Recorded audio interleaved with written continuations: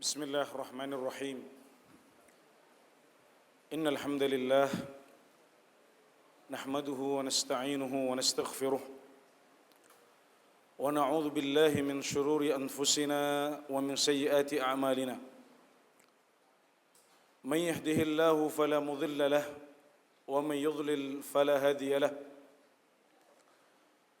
وأشهد أن لا إله إلا الله وحده لا شريك له وأشهد أن محمدًا عبده ورسوله صلى الله عليه وعلى آله وأصحابه أجمعين أما بعد. Senang sekali pada kesempatan pagi hari ini saya bisa bermajlis dengan keluarga besar Pesantren Hidayatun Najah Bekasi dan juga para peserta kajian sekalian, dan bersama-sama menjalankan sebuah ibadah yang agung yang merupakan salah satu ibadah utama dalam Islam, sebagaimana dikatakan oleh Imam Syafi'i rahimahullahu taala, laisa syai'un ba'dal fara'idhi afdhala min talabil ilm.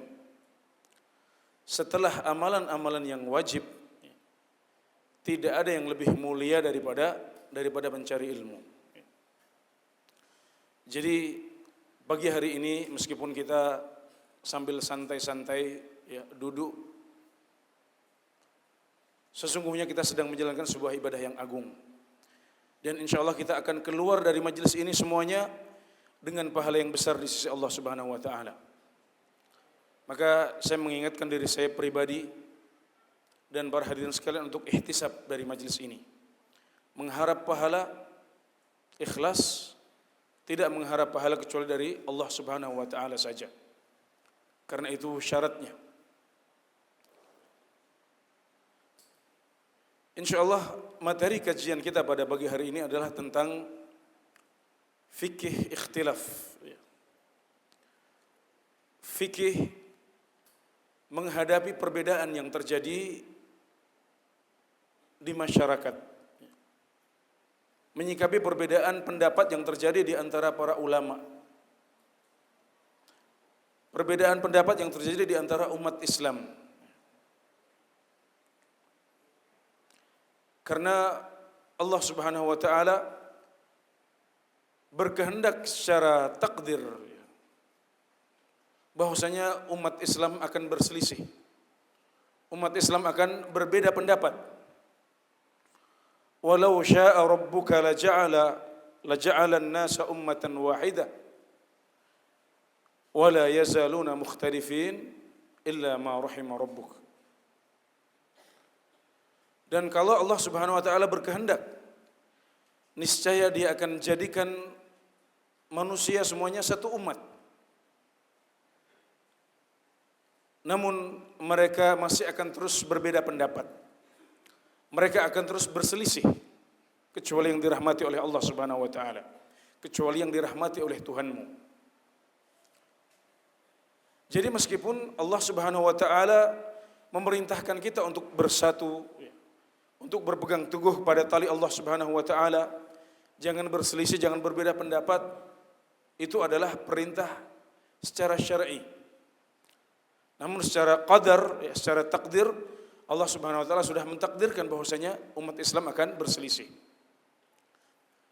Kemudian saat menghadapi perselisihan yang terjadi di antara umat Islam ini, sebagian dari kita mengambil sikap ifrat, mengambil sikap berlebihan. Jadi semua perbedaan disikapi dengan keras. Perbedaan-perbedaan yang boleh pun dianggap tidak boleh. Hanya berbeda dalam masalah-masalah istihadiyah membuat kita memusuhi saudara kita. Ini adalah sikap ifrat dalam bab ini. Sementara sebagian umat Islam dan sebagian penuntut ilmu mengambil sikap sebaliknya. Dia mengambil sikap tafrid, terlalu longgar. Jadi semua perbedaan yang terjadi dianggap sebagai masalah istihadiyah. perbedaan yang dilakukan oleh beberapa kelompok sesat misalnya, dianggap seperti perbedaan antara Imam Syafi'i dengan Imam Ahmad. Ini adalah namanya sikap tafrid. Dan orang yang diberikan taufik oleh Allah Subhanahu wa taala adalah yang diberikan kepadanya fikih ikhtilaf. Tidak ifrat, tidak terlalu keras, juga tidak tafrid, tidak terlalu longgar. Tapi mengambil sikap tengah dalam masalah ini yang telah digariskan oleh Islam dan telah dijelaskan oleh para ulama dalam kitab-kitab yang membahas tentang fikih ikhtilaf. Jadi insya Allah pada kesempatan pagi hari ini, selama kira-kira 1 jam atau lebih ke depan, kita akan mempelajari apa yang sudah dijelaskan oleh para ulama dalam bab ini. Kita mulai mengenal dahulu apa itu ikhtilaf dan apa itu khilaf. Ikhtilaf atau khilaf adalah perbedaan pendapat yang terjadi di antara para ulama, di mana sebagian dari mereka mengambil satu pendapat dan sebagian yang lain mengambil pendapat yang lain. Tidak harus 2 pendapat, tapi kadang-kadang ada 3 pendapat, ada 4 pendapat atau lebih dari itu. Intinya para ulama tidak sepakat dalam masalah tersebut. Mereka tidak ijma atau konsensus dalam permasalahan tersebut. Mereka berselisih, masing-masing mengambil satu pendapat. Dan definisi ini mencakup perbedaan pendapat yang terpuji, mencakup perbedaan pendapat yang tercela, termasuk di dalamnya yang disebut sebagai jadal atau jidal atau syiqaq. Jadal adalah berbeda pendapat plus masing-masing dari pemilik pendapat tersebut berusaha untuk mempertahankan pendapatnya tanpa maksud untuk mencari kebenaran dalam masalah itu. Jadi masing-masing sudah dibutakan oleh pendapatnya, masing-masing sudah fanatik dengan pendapatnya, inginnya hanya mempertahankan pendapat itu meskipun nanti ketahuan dia menyelisih kebenaran. Ini namanya jadal. Makanya para ulama menyebutkan ilmu jadal atau ilmu debat itu adalah ilmu yang dengannya kita bisa mempertahankan suatu kondisi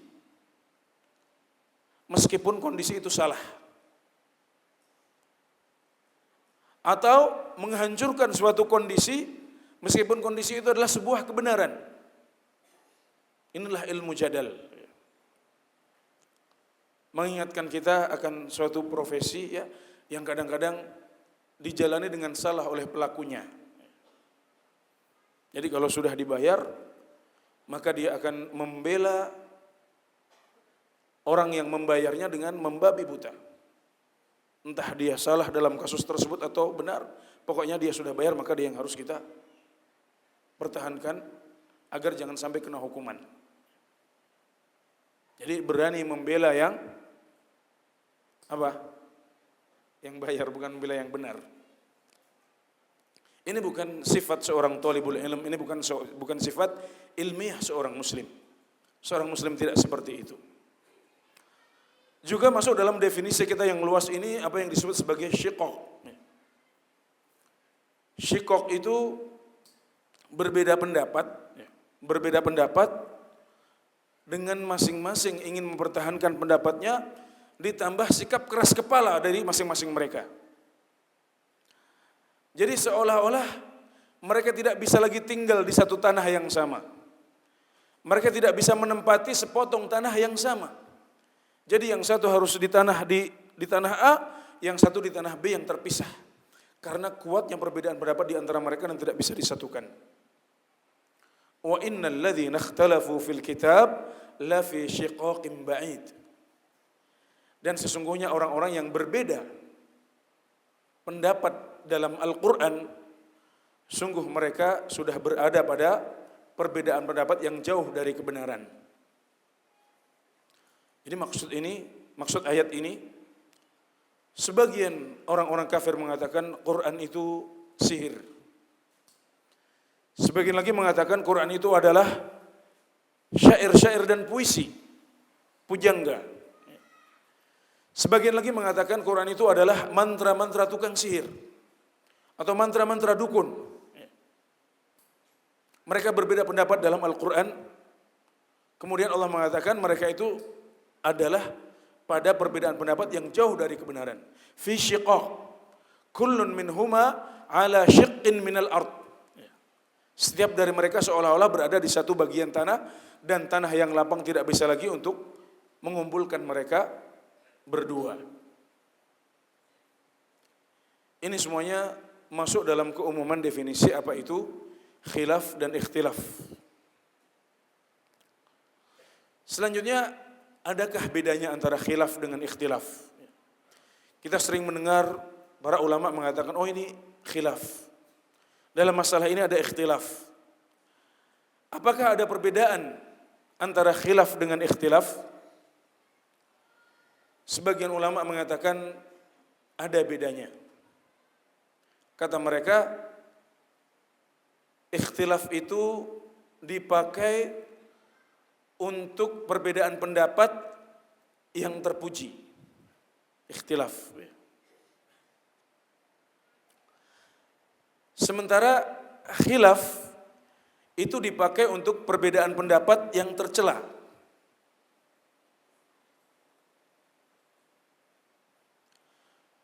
Sebagian lagi mengatakan ikhtilaf itu dipakai untuk perbedaan pendapat yang terpuji.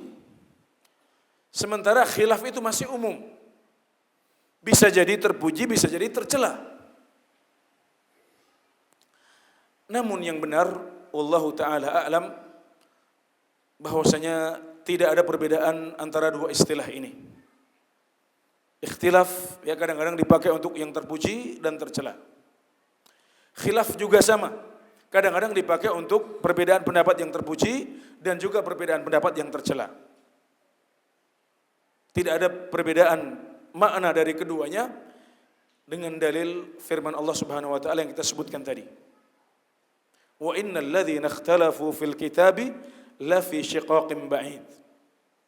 Dan sesungguhnya orang-orang yang berselisih tentang Al-Qur'an, sungguh mereka telah berada pada perbedaan pendapat yang jauh dari kebenaran. Ini hadirin sekalian, perbedaan pendapat di sini tercela atau terpuji? Perbedaan pendapat antara orang-orang kafir di sini tercela atau terpuji? Tercela. Tapi Allah Subhanahu wa taala dalam ayat ini memakai kata apa? Ikhtilaf. Wa innal ladzina ikhtalafu. Jadi ikhtilaf bukan khilaf yang dipakai. Itu menunjukkan bahwasanya kadang-kadang ikhtilaf dipakai untuk perbedaan pendapat yang terpuji dan kadang-kadang dipakai untuk perbedaan pendapat yang tercela.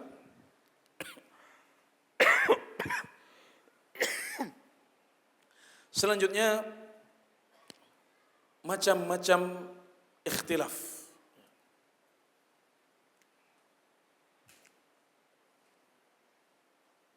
Para ulama membagi ikhtilaf atau khilaf menurut hakikatnya menjadi dua macam. Yang pertama adalah ikhtilafut tanawwu'. Ikhtilaf tanawwu' yaitu perbedaan pendapat di mana pendapat-pendapat yang ada di situ variatif dan semuanya benar. Jadi pendapat-pendapat ini tidak saling bertentangan dan semuanya benar karena memiliki dalil yang sahih. Contohnya adalah perbedaan pendapat di antara para ulama tentang sifat sholat khauf. Sholat dalam keadaan perang. Sifatnya macam-macam. Tidak hanya satu sifat yang diajarkan oleh Rasulullah SAW dan semua sifat tersebut memiliki landasan yang sahih. Contoh yang lain adalah doa istiftah setelah kita takbiratul ihram. Doanya macam-macam atau zikirnya macam-macam. Tidak saling bertabrakan karena semuanya memiliki dalil yang sahih. Apapun yang kita ambil maka itu benar.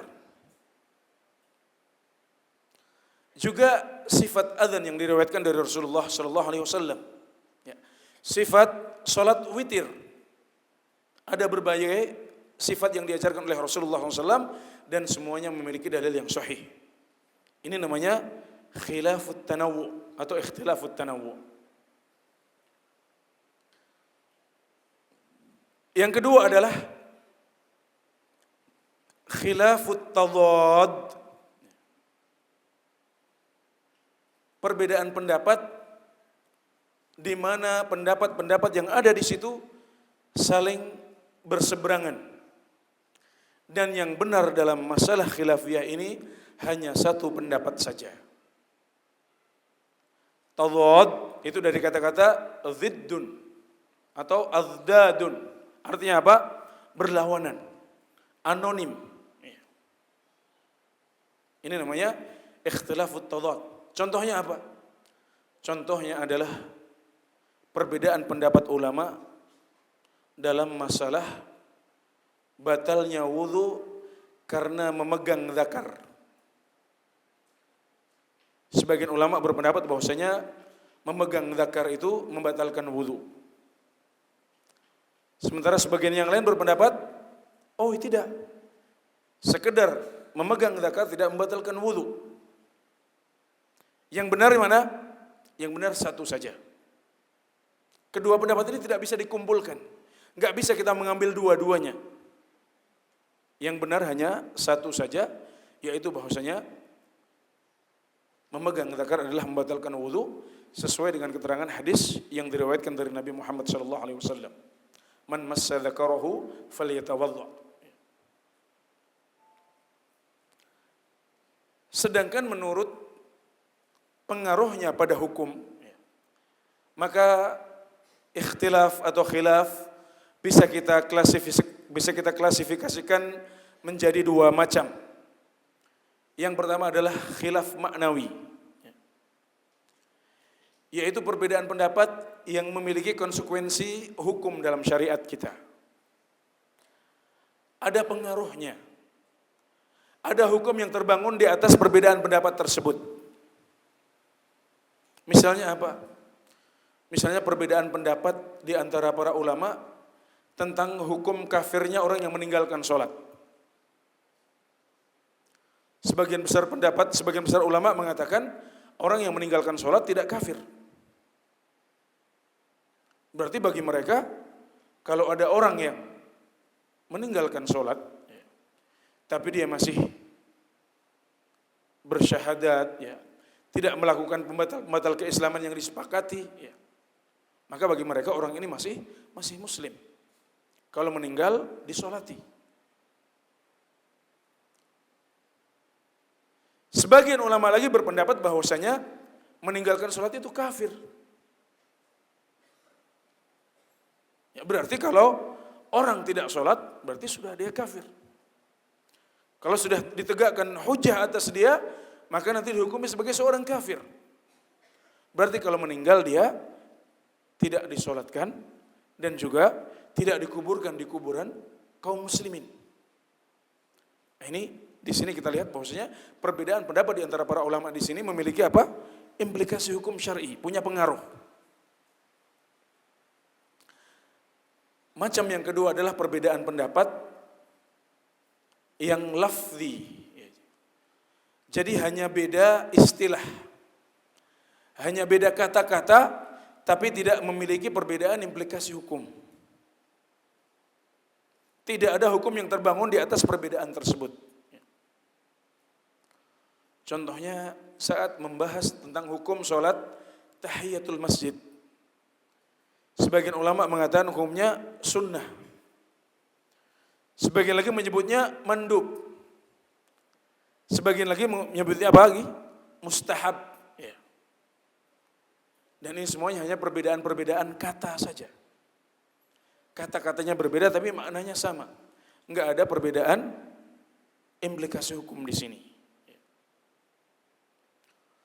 Contoh yang lain, saat membicarakan atau membahas tentang hukum orang yang melakukan sebuah dosa tanpa dia mengetahui bahwasanya itu dosa.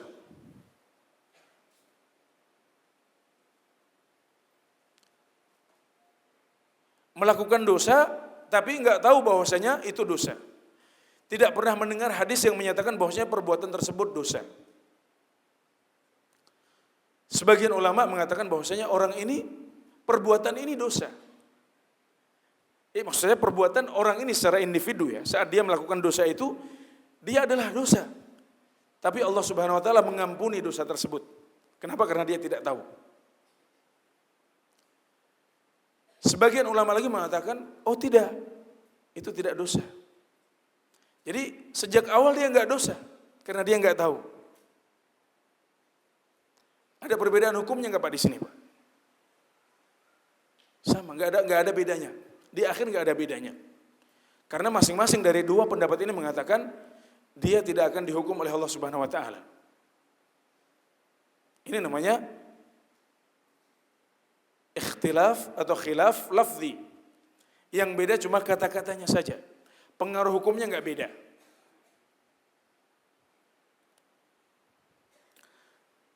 Sedangkan menurut hukumnya, maka perbedaan pendapat di antara para ulama bisa kita kategorikan menjadi dua kategori.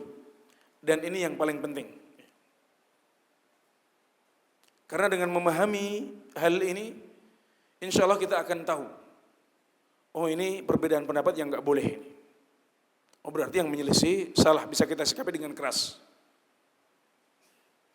Kita bisa menghukumnya, oh ini perbedaan pendapat yang boleh. Oh berarti di sini kita nggak perlu terlalu keras.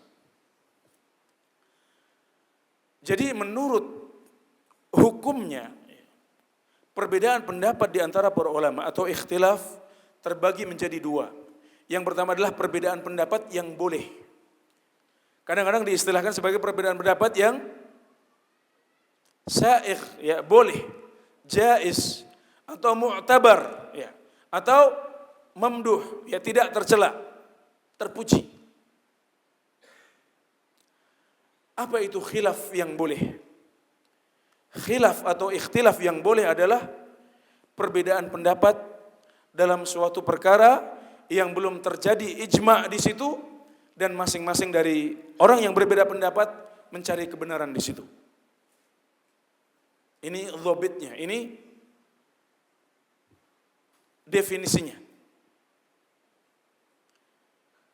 Perbedaan pendapat yang boleh sekali lagi adalah perbedaan pendapat dalam suatu masalah yang belum terjadi ijma' di dalamnya, kemudian masing-masing dari orang yang berbeda pendapat bermaksud mencari kebenaran dalam perbedaan pendapat itu.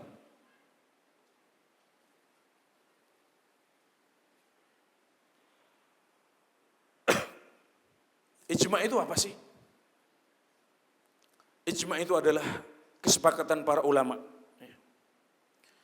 Dan ini adalah salah satu dalil syar'i. Ini adalah salah satu sumber hukum dalam Islam setelah Al-Quran dan hadis Nabi Muhammad SAW. Ada masalah-masalah yang disepakati oleh para ulama yang kita tidak boleh menyelisihinya.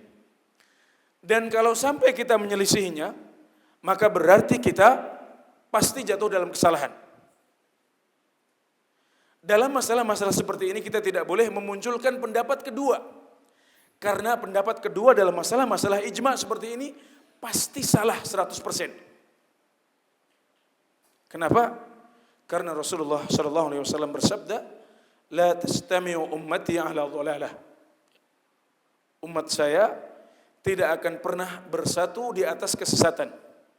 Tidak akan pernah sepakat pada sesuatu yang salah. Ini pesannya yang tersurat. Pesan yang tersirat apa? Kalau sudah terjadi kesepakatan dalam suatu masalah, ya, maka berarti yang di luar kesepakatan itu adalah kesesatan. Berarti itu adalah kesalahan. Makanya seorang thalibul ilm, ya, seorang santri, seorang mahasiswa, ya, seorang pribadi muslim tidak boleh menyelisihi ijma' para ulama. Kalau sudah tahu masalah A terjadi ijma' ulama di situ, maka kita tidak boleh menyelisihinya. Contohnya apa? Misalnya para ulama sepakat bahwa mencuci muka saat wudu itu adalah wajib. Enggak ada seorang pun ulama yang mengatakan mencuci muka dalam wudu itu sunnah. Maka berarti di sini kita tidak boleh menyelisih pendapat ini. Memunculkan pendapat kedua, misalnya melihat dalil, wah ini dalil ini masih bisa kita bawa untuk mengatakan bahwasanya mencuci muka saat wudu hukumnya sunnah. Kalau sampai ada seorang ulama sekalipun ya, ada seorang talibu ilm ya, yang di kemudian hari menulis sebuah buku, kemudian mengatakan bahwasanya mencuci muka saat berwudu hukumnya sunnah, ya, maka kita katakan bahwasanya pendapat seperti ini adalah pendapat yang tidak bisa diterima. Kenapa? Karena dia menabrak ijma yang sudah terjadi di antara para ulama semuanya. Contoh lain ya, yang terkenal. Para ulama semuanya bersepakat, konsensus, bahwasanya yang dipakai untuk menentukan masuk dan keluarnya bulan Qamariyah, ya bulan Ramadan, bulan Syawal, itu adalah ru'yah. Ini ijma' para ulama semuanya. Di antara yang menukilnya adalah Ibn Rushd rahimahullahu ta'ala dan juga Syekhul Islam Ibn Taimiyah. Keduanya menukil bahwasanya semua ulama terdahulu bersepakat, ya, tidak berbeda pendapat di antara mereka bahwasanya yang dipakai untuk menentukan masuknya bulan Ramadan atau bulan Syawal adalah ru'yah, ya, melihat hilal di awal bulan, itu yang dipakai. Maka kalau kemudian ya, ada sebagian ulama ya, atau sebagian orang yang menisbatkan diri mereka pada ilmu meskipun bukan ulama, kemudian mereka mengatakan bahwasanya tidak, kita nggak pakai ru'yah. Zaman kita ini yang dipakai adalah metode lain, misalnya. Maka kita katakan bahwasanya pendapat mereka ini adalah pendapat kedua yang dimunculkan setelah ijma' para ulama terjadi. Dan bisa kita katakan bahwasanya pendapat seperti ini tidak bisa diterima. Secara ilmiah, secara disiplin ilmu agama, pendapat seperti ini tidak bisa diterima. Jadi perbedaan pendapat yang boleh, yang terpuji, yang tidak tercela adalah perbedaan pendapat dalam masalah-masalah yang belum terjadi ijma' di situ. Kemudian ditambah satu lagi apa? Masing-masing dari yang berselisih mencari kebenaran dalam masalah tersebut.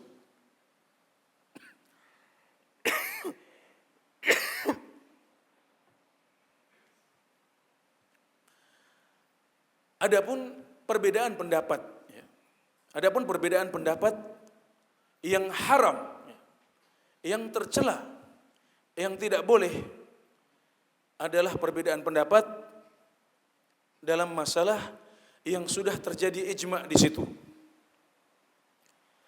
Atau ada dalil yang jelas yang menunjukkan hukum masalah itu. Dan orang yang menyelisihinya sudah tahu dalil tersebut. Kemudian dia juga tidak punya syubhat untuk menolaknya. Atau perbedaan pendapat yang terjadi karena ingin membela diri dan mempertahankan pendapat yang dimiliki orang tersebut. Ini agak panjang Pak, ini butuh sedikit konsentrasi. Tapi insya Allah kalau sudah paham nanti kita akan enak menyikapi perbedaan pendapat yang terjadi di antara teman-teman kita atau di antara para ulama. Jadi catatan yang pertama, perbedaan pendapat ini terjadi dalam sesuatu masalah yang ada ijma' di situ. Para ulama sudah sepakat, kita menyelisihinya. Itu berarti perbedaan pendapat yang haram, tercela, enggak boleh. Atau dalam suatu masalah yang tidak ijma' memang, ijma'nya enggak ada. Tapi di situ ada dalil yang sudah jelas yang menjelaskan hukum permasalahan tersebut.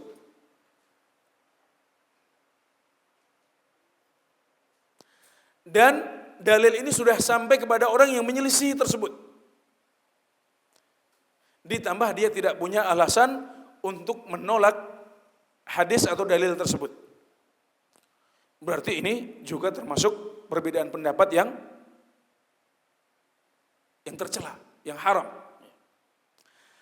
Artinya, kalau sampai terjadi perbedaan pendapat di antara para ulama, kemudian dalilnya jelas kok ada dalam Sahih Al-Bukhari dan Muslim misalnya, tapi ternyata hadis ini belum sampai kepada ulama yang bersangkutan, berarti kita katakan, oh ini masalahnya khilaf di sini adalah khilaf yang terpuji, nggak ada masalah. Contohnya apa? Contohnya Ibnu Abbas radhiyallahu anhuma itu berpendapat bahwasanya ribal fadl itu enggak apa-apa. Ribal fadl itu menjual emas 1 gram dengan emas 2 gram, Pak. Emas yang bagus 1 gram dijual dengan emas yang sudah lama, sudah jelek 2 gram. Kata Ibnu Abbas, enggak apa-apa, ribal fadl enggak apa-apa. Yang enggak boleh adalah riba nasiah. Kita katakan loh, bukannya hadis az-zahabu bil-zahab, ya. Mithlan bimithlin, yadan biyad, ya. Emas dengan emas itu harus dijual apa? Mithlan bimithlin, harus satu timbangan, 1 gram dengan 1 gram, enggak boleh lebih. Kemudian harus kontan, harus saat itu juga diperjualbelikan. Bukannya ini hadisnya jelas sekali, Bukhari Muslim lagi. Kita katakan iya. Tapi hadis ini pada awalnya tidak sampai kepada Ibnu Abbas. Maka saat Ibnu Abbas menyelisih dalam masalah yang dalilnya jelas ini, kita katakan khilaf beliau adalah khilaf yang boleh. Ini adalah khilaf yang terpuji, tidak tercela. Demikian juga kalau di zaman kita ini, ya kita mendapatkan ada ulama yang menyelisih sebuah dalil yang jelas. Kita lihat dulu, ustadz tersebut atau ulama tersebut sudah sampai kepadanya hadis ini atau belum. Kalau sudah sampai tapi masih ngeyel, berarti kita katakan khilafnya adalah khilaf yang enggak boleh. Tapi kalau memang beliau benar-benar belum tahu hadis tersebut, maka berarti khilaf dalam masalahnya adalah khilaf yang boleh. Kemudian catatan selanjutnya bisa jadi hadisnya jelas, ayatnya jelas, sudah sampai kepada ulama yang bersangkutan, beliau sudah mendengarnya, beliau sudah paham, tapi ada sesuatu yang menghalangi beliau untuk mengambil hadis atau ayat ini. Ya, ini juga bisa menjadikan khilaf tersebut khilaf yang boleh dan terpuji. Contohnya apa? Contohnya hadis tentang jual beli pohon. Kita ingin menjual pohon nih, tapi di atas pohon tersebut sudah ada buahnya. Ini buah milik siapa ini? Apakah menjadi milik penjual atau ikut dibawa oleh si pembeli? Nanti hasilnya diambil oleh si pembeli. Nah, dalam masalah ini ada sebuah hadis yang sangat jelas menurut kita. Menurut kita yang biasa ngaji di sini di Hidayatul Najah, ya, di ustadz-ustadz di Jakarta, ya. Kita akan mengatakan hadis itu jelas. Jadi Rasulullah SAW mengatakan, "Man ba'a nakhlan qad ubbirat fa thamratuhu lil bai' illa an yashtaritaha al mubta'."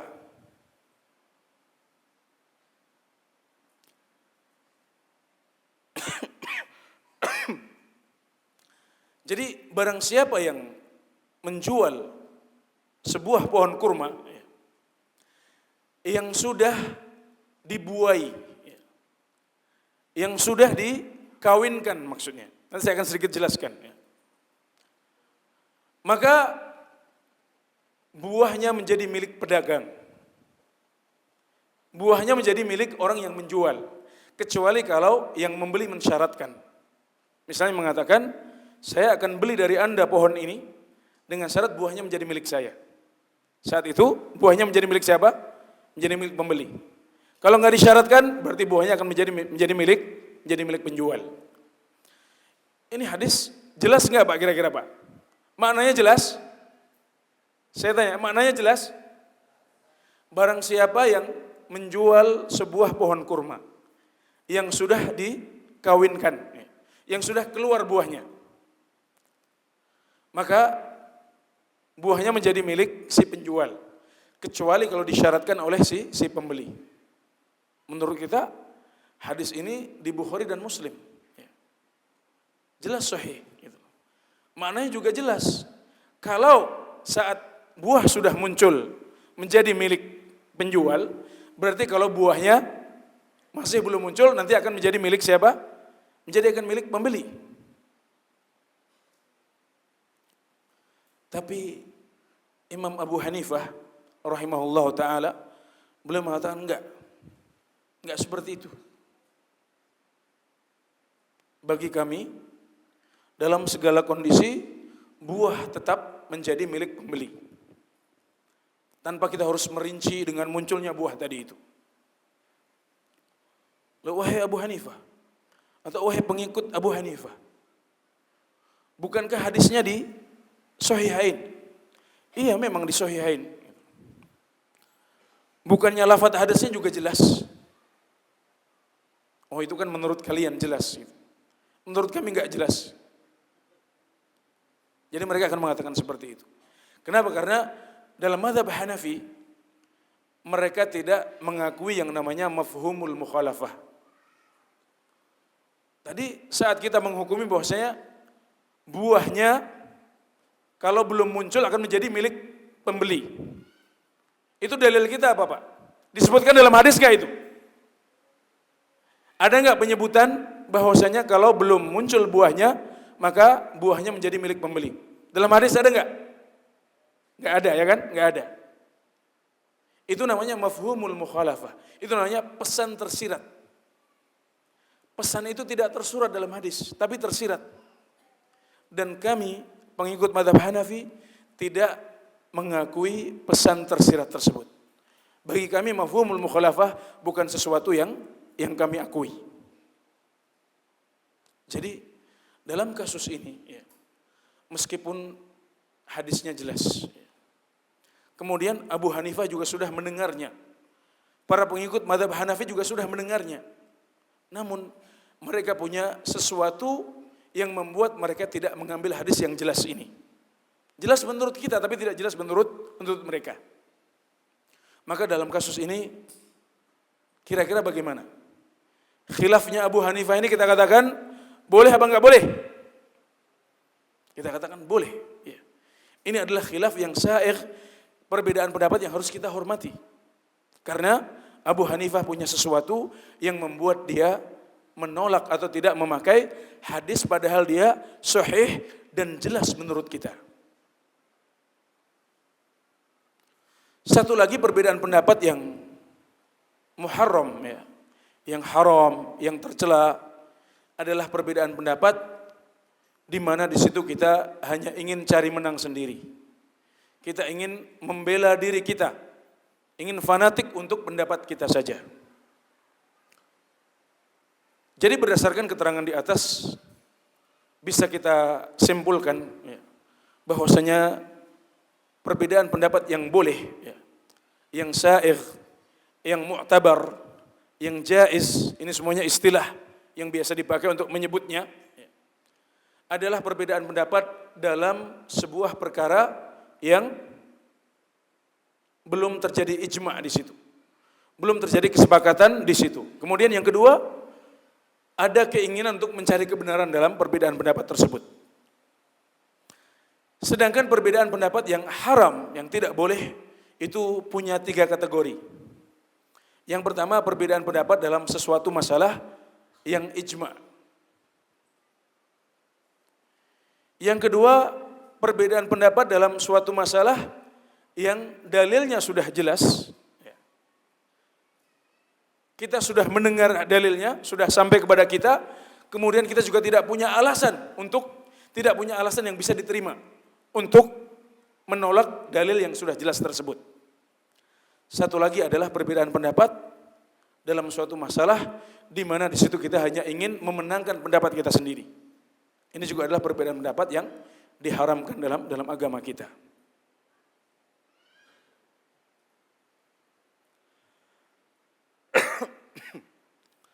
Selanjutnya, halil khilafu matlubun syar'an. Apakah khilaf itu sesuatu yang dikejar oleh agama kita?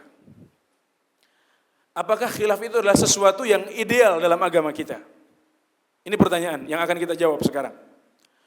Apakah perbedaan pendapat, ikhtilaf atau khilaf itu adalah sesuatu yang ideal, yang kita cita-citakan?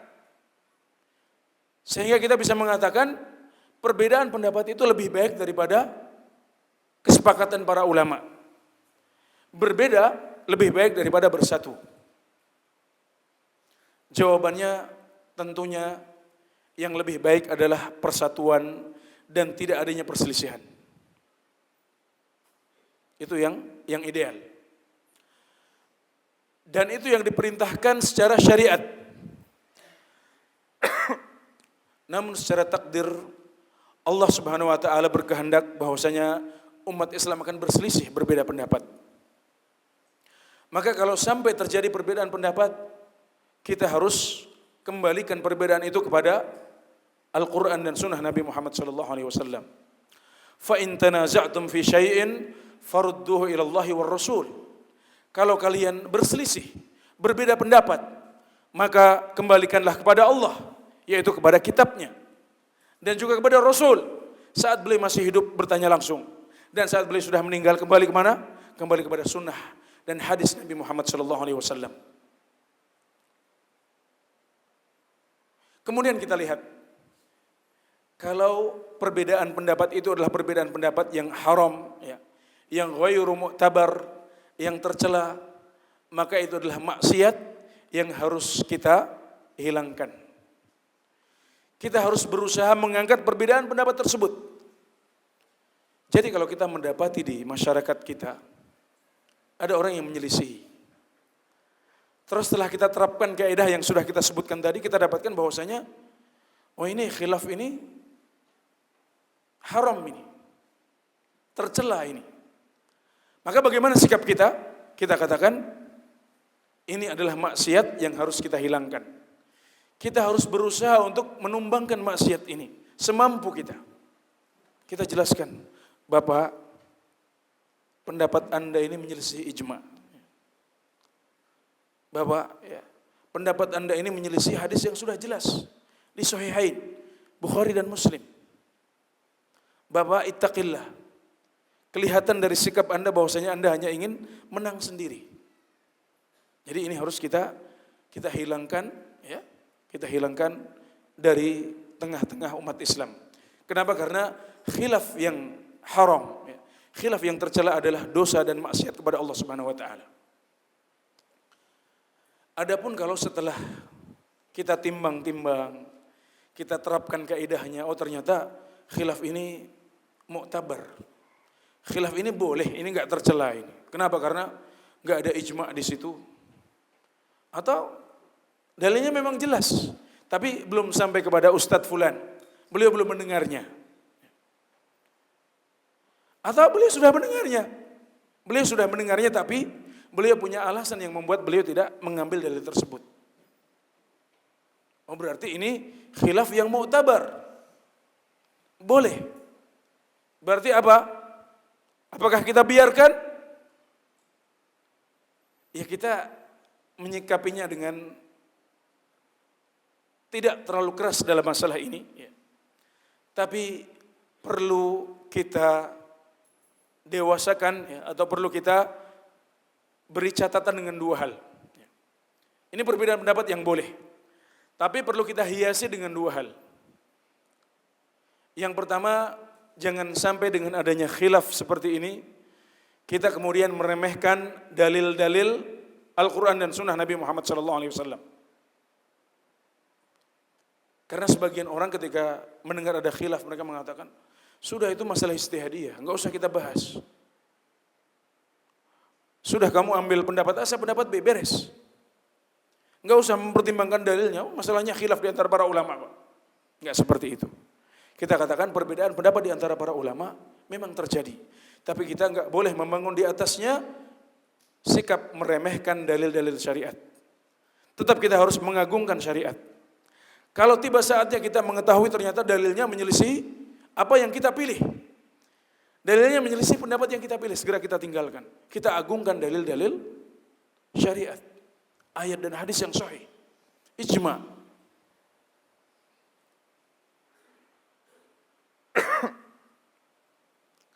Kemudian yang kedua, ya, hiasannya dua. Yang pertama tadi apa? Kita tidak boleh meremehkan dalil. Mentang-mentang para ulama berbeda pendapat, terus kita seenaknya saja. Enggak pernah meneliti, enggak pernah melihat mana pendapat yang lebih kuat. Yang penting sudah terserah kamu. Yang penting para ulama khilaf sudah, ambil terserah. Tidak kita teliti. Kita ambil yang lebih kuat pendapatnya. Yang kedua adalah jangan sampai alla yatarattab ala hadzal khilaf tanafurul qulub. Jangan sampai terbangun di atas khilaf yang terpuji ini perpecahan di antara umat Islam, perpecahan di antara ahlu sunnah. Enggak boleh terjadi karena perbedaan pendapat yang boleh, yang terpuji seperti ini. Kenapa? Karena para sahabat Rasulullah sallallahu alaihi wasallam, para tabi'in, para tabi'ut tabi'in, para ulama dari sekian abad yang lalu masih berselisih. Mereka masih berselisih, mereka terus berselisih, berbeda pendapat. Namun mereka saling menyayangi di antara mereka. Dan kita juga harus bisa seperti itu. Yunus As-Sadafi rahimahullahu ta'ala mengatakan, nadhartu syafi'iyya yawman, falaqiyani fi ghadihi, fa'akhadha biyadi, wa qal, ala yastaqim, an nakuna ikhwanan, wa in ikhtalafna fi mas'alah. Suatu ketika saya berdebat ya, atau berdiskusi dengan Syafi'i. Maka esok harinya saya bertemu dengan beliau.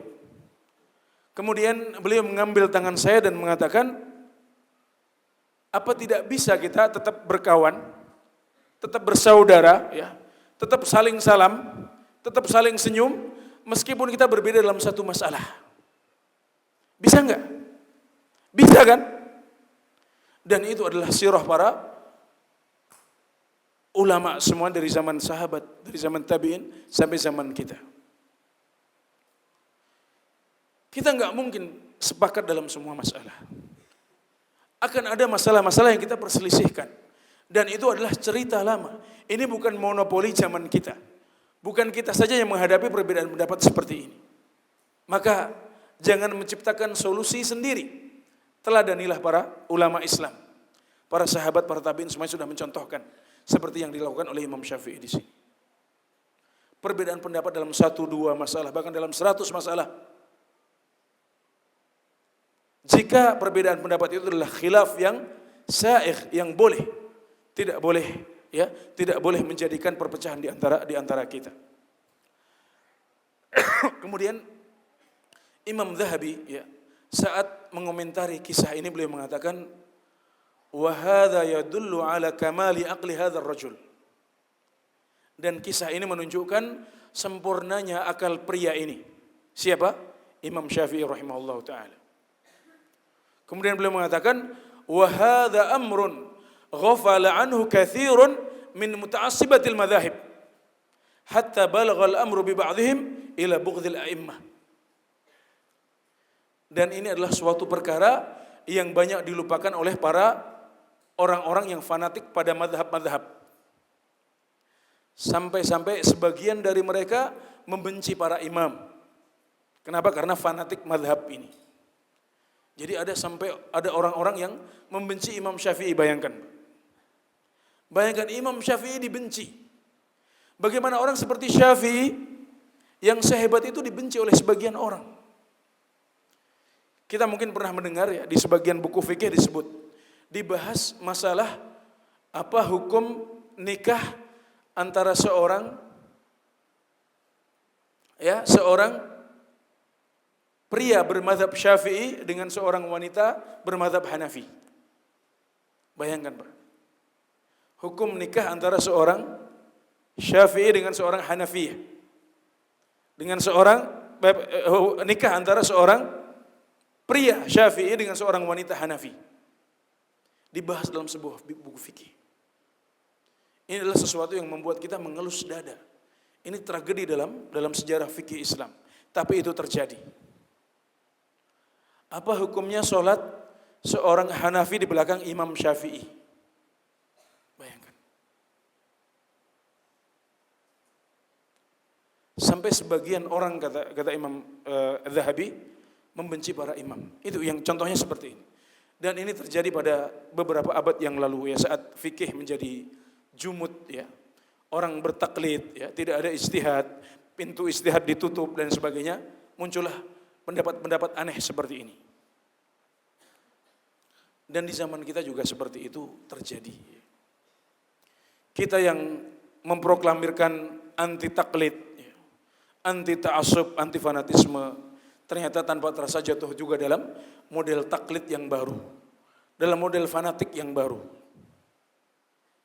Ada seorang ustadz ditanya, apa hukumnya seorang istri bertahan menjadi istri seorang suami yang beda ustadznya?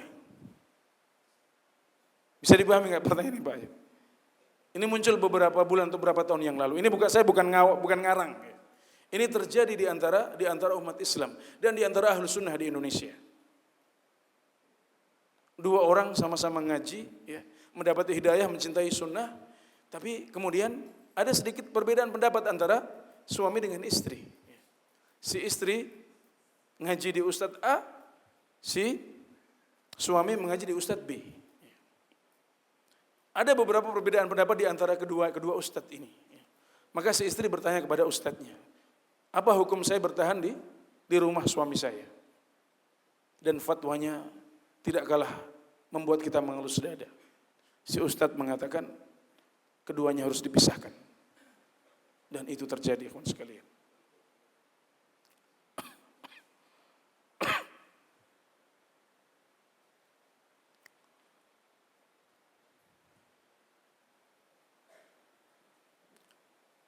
Jadi itu ya, khilaf yang intinya khilaf yang haram jelas kita harus hilangkan, kita harus berusaha menumbangkannya sebisa kita. Adapun khilaf yang muktabar yang boleh, maka perlu kita hiasi dengan dua hiasan. Yang pertama, jangan sampai menimbulkan sikap remeh terhadap dalil. Kemudian yang kedua, jangan sampai terbangun di atasnya perpecahan di antara umat Islam dan ahlu sunnah. Kenapa sampai terjadi khilaf di antara para ulama? Khilaf terjadi dengan berbagai sebab. Di antara sebab-sebab tersebut adalah perbedaan kemampuan para ulama. Para ulama itu meskipun mereka semuanya ulama, semuanya ahli fikih, semuanya ahli hadis, tapi mereka tidak satu tingkatan.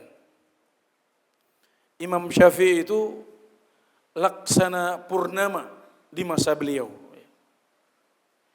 Syekhul Islam Ibnu Taimiyah itu susah dicari penggantinya sampai zaman kita sekarang. Padahal sudah lewat sekian abad. Syekh bin Baz ya di zaman kita itu juga sampai sekarang susah dicari penggantinya. Meskipun banyak ulama, tapi mereka tidak satu tingkatan. Dan perbedaan tingkatan kemampuan ini membuat perbedaan dalam menyimpulkan hukum. Allah Subhanahu wa taala berfirman, "Anzala minas sama'i ma'an fasalat awdiyatun biqadariha." Allah Subhanahu wa taala menurunkan dari langit air. Maka kemudian lembah-lembah, sungai-sungai mengalir masing-masing sesuai dengan kapasitasnya. Kata Ibnu Katsir rahimahullahu taala, ini ada sungai yang besar, maka dia bisa menampung air yang banyak. Dan itu sungai yang kecil, dia hanya bisa menampung air yang sedikit. Kemudian beliau mengatakan, wa hadza isyaratun ila qulubir rijal fa innaha aw'iyatun lil ilm. Dalam ayat ini Allah Subhanahu wa taala mengisyaratkan perbedaan hati manusia, hati para ulama. Karena sesungguhnya hati mereka adalah wadah untuk ilmu mereka. Jadi para ulama tidak sama kemampuan menghafalnya, tidak sama kemampuan menelaahnya, tidak sama kemampuan membaca dan memahaminya. Mereka berbeda-beda, maka muncullah perbedaan itu. Bahkan dua orang nabi pun yang dituntun, dibimbing oleh Allah Subhanahu wa taala pun berbeda fatwa, berbeda vonis hukuman. Allah Subhanahu wa taala berfirman, "Wa Dawud wa Sulaiman idh yahkumani fil harth, idh nafashat fihi ghanamul qaum wa kunna li hukmihim syahidin. Fafahamnaha Sulaiman wa kullan atayna hukman wa ilma." Dan Daud dan Sulaiman saat keduanya mengadili sebuah kasus tentang ladang. Daud dan Sulaiman mengadili sebuah kasus tentang ladang. Ladang ini tanamannya dirusak oleh kambing suatu kaum yang masuk ke ladang tersebut pada suatu malam. Tanamannya rusak. Buah anggur yang ada di situ rusak. Maka si pemilik anggur dan pemilik kambing datang kepada Nabi Daud alaihissalam. Kata Nabi Daud, serahkan kambingmu kepada pemilik anggur sebagai ganti rugi atas anggurnya yang rusak. Kemudian vonis ini didengar oleh putra beliau Nabi Sulaiman. Kemudian Nabi Sulaiman mengatakan, wahai ayahanda, ada yang lebih ringan untuk keduanya daripada vonis ini. Apa itu, kata Nabi Daud? Serahkan kambing kepada pemilik anggur. Serahkan anggur kepada pemilik ladang atau pemilik anggur. Sampai si pemilik anggur bisa mengembalikan tanaman seperti sedia kala. Baik dengan menanam kembali atau memperbaiki tanaman yang rusak. Dan selama itu si pemilik anggur boleh untuk menikmati kambing. Maksudnya boleh mengambil boleh mengambil susunya, ya. Boleh mengambil manfaat dari kambing ini. Kalau tanaman sudah kembali seperti semula, maka si pemilik anggur harus mengembalikan kambing ini kepada si pemilik kambing. Ini perbedaan pendapat antara keduanya. Mana yang benar? Yang benar adalah yang ditakrir, yang dibenarkan oleh Allah Subhanahu wa taala, yang dipuji oleh Tuhan semesta alam. Fafahamnaha Sulaiman. Maka kami berikan pemahaman kepada Sulaiman dalam kasus ini. Dan masing-masing dari keduanya kami berikan kekuasaan dan ilmu. Keduanya punya kekuasaan, keduanya punya ilmu. Tapi dalam masalah ini pendapat Nabi Sulaiman lebih baik daripada pendapat Nabi Daud. Jadi perbedaan kemampuan, ya, perbedaan pemahaman bisa menimbulkan perbedaan kesimpulan dalam berijtihad.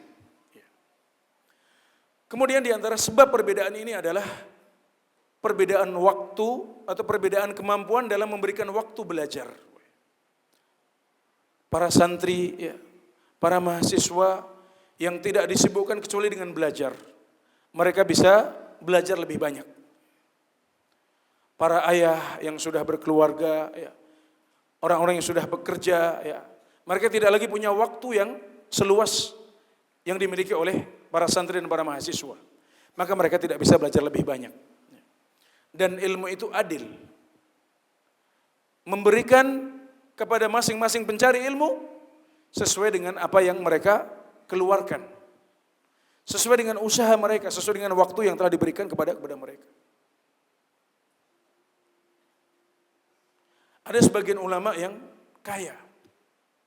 Dia tidak perlu bekerja lagi. Maka dia punya waktu lebih banyak untuk menelaah. Sebagian ulama sangat sibuk dengan berbagai pekerjaan. Menjadi mufti, di saat yang sama menjadi qadhi juga. Harus menulis di majalah dan sebagainya. Enggak sibuk. Sibuk. Jadi kadang-kadang dalam sebuah masalah tertentu, ya, seorang mahasiswa yang full ya, mengerjakan tugasnya tanpa diganggu apapun, ya, bisa jadi sampai kepada kesimpulan yang lebih benar daripada seorang ulama senior karena dia sibuk dengan pekerjaannya. Dan sebab-sebab ini kembali kepada 3 sebab utama. Yang pertama adalah perbedaan karena nusus, ya, perbedaan karena dalil-dalil dalam agama. Perbedaan dalil-dalil syar'i. Maksudnya bisa jadi sebuah hadis sampai kepada satu ulama tapi tidak sampai kepada ulama yang kedua. Hadis ini sampai kepada ulama A dengan sanad yang sahih, tapi sampai kepada ulama yang kedua dengan sanad yang lemah.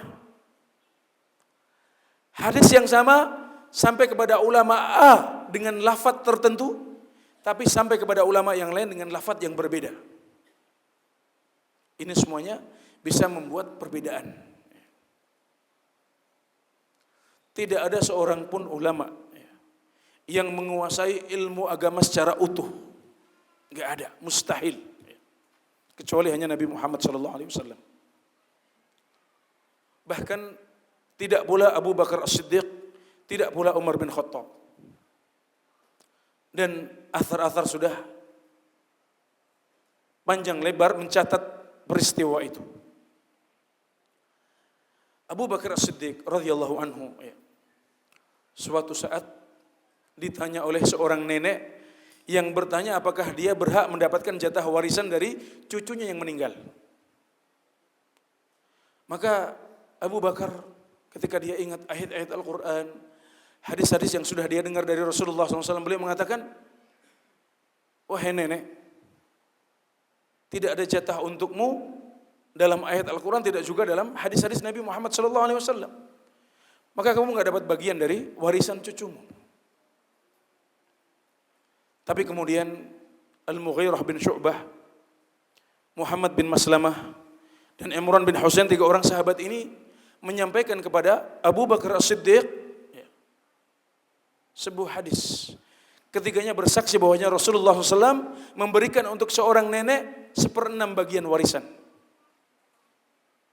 Maka kemudian Abu Bakar As-Siddiq mengambil pendapat itu. Beliau tidak pernah mendengarnya dari Rasulullah SAW. Kenapa? Karena Rasulullah SAW kadang-kadang menyampaikan hadis di depan sebuah kelompok jamaah sahabat. Yang lain sibuk di pasar, yang lain sibuk sedang bepergian. Kemudian di kesempatan yang lain beliau menyampaikan hadis kepada kelompok yang kedua ini. Sementara giliran kelompok yang pertama sedang sibuk berdagang, sedang sibuk mengurus ladang dan sawah. Sehingga kelompok yang pertama tadi memiliki hadis-hadis yang tidak dimiliki oleh kelompok yang kedua. Sebaliknya kelompok yang kedua memiliki hadis-hadis yang tidak dimiliki oleh kelompok yang pertama. Padahal Abu Bakar adalah orang yang sangat jarang sekali berpisah dengan Rasulullah SAW. Beliau orang yang paling banyak menemani Rasulullah SAW. Tapi ada beberapa hadis yang tidak beliau kuasai. Dan kita semuanya mengetahui bahwasanya Al-Mughirah bin Syu'bah, Muhammad bin Maslamah, dan Imran bin Husain ini tidak lebih pintar daripada Abu Bakar.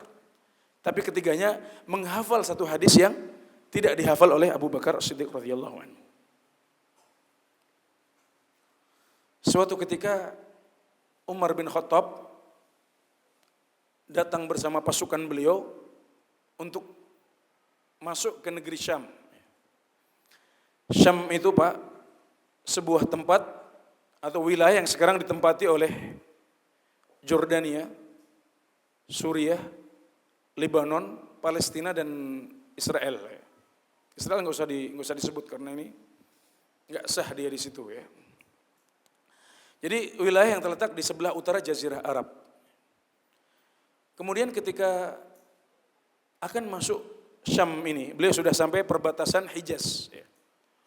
Beliau mendengar bahwasanya di Syam sedang ada ta'un. Ta'un itu wabah penyakit yang diakibatkan oleh tikus. Nah ini istilah kita apa ini? Jadi wabah pes, ya, wabah penyakit pes. Maka kemudian beliau ragu apakah akan masuk Syam yang sedang terkena wabah pes atau balik saja ke Madinah. Maka sebelum memutuskan beliau meminta pendapat para sahabat. Beliau panggil para muhajirin, kemudian beliau ambil pendapat mereka. Kemudian beliau panggil para ansor, beliau ambil juga pendapat mereka. Kemudian setelah itu beliau panggil orang-orang yang baru masuk Islam setelah penaklukan Mekah. Dan tidak ada seorang pun di antara mereka yang menyampaikan hadis dari Rasulullah SAW dalam masalah ini. Semuanya hanya menyampaikan pendapat berdasarkan apa? Berdasarkan ijtihad. Sebaiknya begini, sebaiknya begitu. Tapi nggak ada seorang pun yang mendengar hadis dari Rasulullah seputar masalah ini. Sampai akhirnya datang Abdurrahman bin Auf radhiyallahu anhu dan mengatakan, wahai Amirul Mukminin, saya telah mendengar satu hadis dalam masalah ini dari Rasulullah sallallahu alaihi wasallam. Kemudian beliau mengatakan, Rasulullah SAW bersabda, "Idza waqa'a bi ardin wa antum fiha, fala takhruju firaran minhu. Wa idza sami'tum bihi bi ardin, fala taqdamu alaihi." Artinya, kalau wabah pes sudah terjadi di suatu wilayah dan kalian sedang berada di wilayah tersebut, kalian sudah masuk dalam wilayah tersebut, maka jangan kalian keluar dari tempat tersebut untuk lari dari penyakit ini, dari wabah ini. Tapi kalau kalian mendengar bahwasanya wabah ini terjadi di suatu tempat, ya, sementara kalian belum sampai ke tempat itu, maka kalian jangan masuk ke tempat itu. Ini adalah sabda Nabi Muhammad SAW. Maka akhirnya Umar bin Khattab mengambil hadis ini dan mengalahkan semua konsultan, ya, semua hasil konsultasi dengan para muhajirin, para ansor dan para muslimatul fatah tadi itu. Lihat di sini, dari sekian banyak sahabat yang bersama Umar bin Khattab, tidak ada seorang pun yang mendengar hadis ini. Dan yang mendengar hanya siapa? Hanya Abdurrahman bin Auf saja. Bayangkan kalau seandainya Abdurrahman bin Auf tidak segera datang, kira-kira apa yang terjadi? Kira-kira akan terjadi banyak perbedaan pendapat di antara para sahabat dalam masalah ini.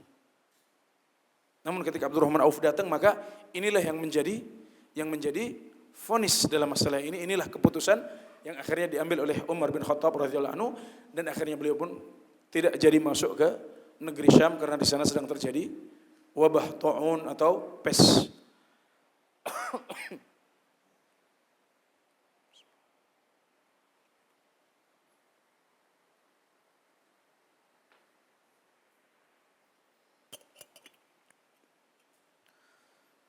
Sebab utama yang kedua adalah perbedaan karena bahasa, Pak. Jadi kadang-kadang perbedaan pendapat di antara para ulama bukan terjadi karena dalilnya, tapi karena cara memahami, karena faktor bahasa.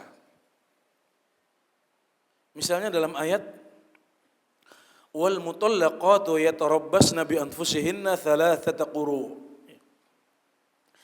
Dan orang-orang yang sudah ditalak, ya, para janda, ya, itu mereka harus menunggu, ya, masa iddah mereka sebelum nanti menikah lagi, ya, selama 3 quru. Ya. Redaksi ayatnya demikian, 3 quru. Nah, kata quru ini dalam bahasa Arab mengandung 2 makna. Bisa berarti haid, bisa berarti masa suci. Kalau kita artikan haid, berarti masa menunggunya adalah 3 kali masa haid. Kalau kita artikan sebagai masa suci, berarti masa menunggunya adalah 3 masa suci. Para ulama berselisih pendapat dalam masalah ini karena faktor bahasa. Dan faktor terbesar dalam perbedaan pendapat di antara para ulama adalah faktor perbedaan dalam usul fikih. Ini yang paling banyak membuat ulama berbeda pendapat. Contohnya apa? Contohnya tadi itu. Ketika kita katakan Syafi'iyah, Hanabilah, Malikiyah, madhab Syafi'i, madhab Hambali, madhab Maliki mengatakan kita menetapkan mafhumul mukhalafah. Pesan tersirat kita ambil. Abu Hanifah mengatakan enggak, kita enggak ambil pesan tersirat. Kita cuma ngambil pesan tersurat saja. Atau misalnya dalam sabda Nabi Muhammad SAW, ya ghulam, kul bi yaminik. Wahai Ibnu Abbas, wahai anak kecil, makanlah dengan tangan kananmu. Sebagian ulama ini perintah. Berarti perintah itu wajib. Berarti enggak boleh, hukumnya haram makan dengan tangan kiri. Sebagian ulama lagi mengatakan tidak begitu. Perintah ini diberikan oleh Rasulullah SAW, ya, kepada Ibnu Abbas yang masih kecil. Anak kecil itu enggak wajib ngapa-ngapain. Dia belum mukallaf, gitu loh. Belum mukallaf, anak kecil. Jadi Ibnu Abbas enggak wajib untuk makan dengan tangan kanan. Apalagi kita yang tidak disuruh oleh Rasulullah SAW secara langsung. Sebagian ulama berpendapat seperti itu. Ini bukan perintah yang mutlak. Ini perintah yang muqayyad, ya, karena diberikan kepada seorang anak kecil. Dan khilaf di antara para ulama kembali kepada 3 sebab utama ini, dan yang paling besar adalah karena apa? Karena perbedaan dalam usul fiqih.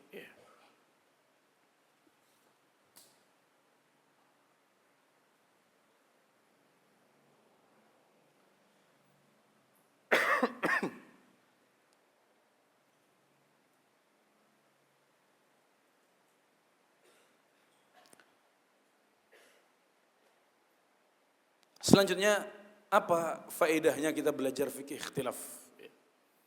Apa faedahnya kita belajar fikih ikhtilaf? Yang pertama adalah kita bisa mengetahui masalah-masalah mana saja yang disepakati oleh para ulama dan masalah-masalah mana saja yang diperselisihkan oleh para ulama. Sehingga kita tahu, oh dalam masalah ini kita nggak boleh menyelisih pendapat ini. Kenapa? Karena masalahnya ijma. Kalau kita menyelisih berarti kita salah pasti. 100% salah. Nggak mungkin kita benar di situ. Oh, atau kita mau tahu ini masalah khilafiyah, ya artinya bolehlah kita berbeda pendapat, kita nggak usah terlalu keras dalam masalah ini, masalah khilafiyah. Kalau memang dalilnya nggak kuat banget, kita masih bisa menyelisihinya. Toh para ulama berbeda pendapat di situ.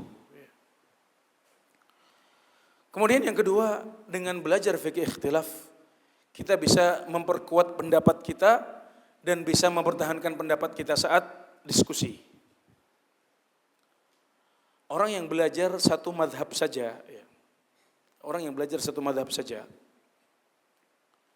itu ya bagus, nggak ada masalah. Gitu. Tapi ketika suatu saat dia ditanya misalnya, loh, bukankah dalam masalah itu ada hadis A, ada hadis B. Nah kalau dia tidak pernah mempelajari mazhab yang lain, dia akan bingung. Masa seperti itu sih? Berbeda dengan orang yang belajar fikih ikhtilaf. Orang yang belajar fikih ikhtilaf dia tahu, oh ya memang itu ada perbedaan pendapat di situ. Pendapat A mengatakan begini, dalilnya ini. Pendapat B mengatakan begini, dalilnya begini. Kemudian yang kuat adalah pendapat A. Adapun pendapat B bisa kita jawab dengan begini, begini misalnya. Membuat pendapat kita bisa kuat. Kemudian yang ketiga yang barangkali bisa kita rasakan langsung dalam masalah kita, ya kita bisa mengambil sikap yang benar, ya, sikap yang jelas dalam menyikapi perbedaan pendapat yang ada di masyarakat kita. Seperti yang kita sebutkan tadi. Contoh-contoh yang aneh-aneh tadi kita sebutkan, itu terjadi karena orang tidak punya fikih ikhtilaf. Masalah-masalah yang sering kita dengar, kadang-kadang kita melihat ada saudara kita penampilannya sama, ya, ulamanya sama, buku yang dikaji sama, ya. Saat kita senyumi melengos. Ya. Kita ucapkan assalamualaikum enggak dibalas. Kenapa? Karena tidak ada fikih ikhtilaf. Padahal apa sih bedanya kita dengan sebagian saudara-saudara kita ini? Apakah masalah-masalah yang disepakati para ulama? Enggak. Masalah-masalah yang dalilnya jelas? Enggak juga. Tapi semuanya adalah masalah-masalah yang istihadiyah. Para ulama di zaman kita punya banyak fatwa. Ya. Berbeda pendapat di situ. Syekh bin Bas mengatakan begini, Syekh Mukbil mengatakan begitu. Ya. Keduanya tetap saling hormat, saling mencintai. Masalah yang sama ketika dipindah di Indonesia, masalahnya sama persis. Tapi yang terjadi tidak seperti itu, tidak saling hormat, tidak saling cinta. Ya. Kita pecah gara-gara perbedaan-perbedaan pendapat dalam masalah-masalah istihadiyah seperti ini. Bedanya apa? Karena para ulama punya fikih ikhtilaf, kita tidak punya fikih ikhtilaf. Itulah. Bahkan saya rasa saya tidak berlebihan ya kalau masalah-masalah besar ya yang sering dibahas, yang sering diungkit-ungkit ya, yang membuat perpecahan di antara muslimin di Indonesia atau secara khusus di antara ahlus sunnah di Indonesia, itu masalah-masalah yang semuanya istihadiyah.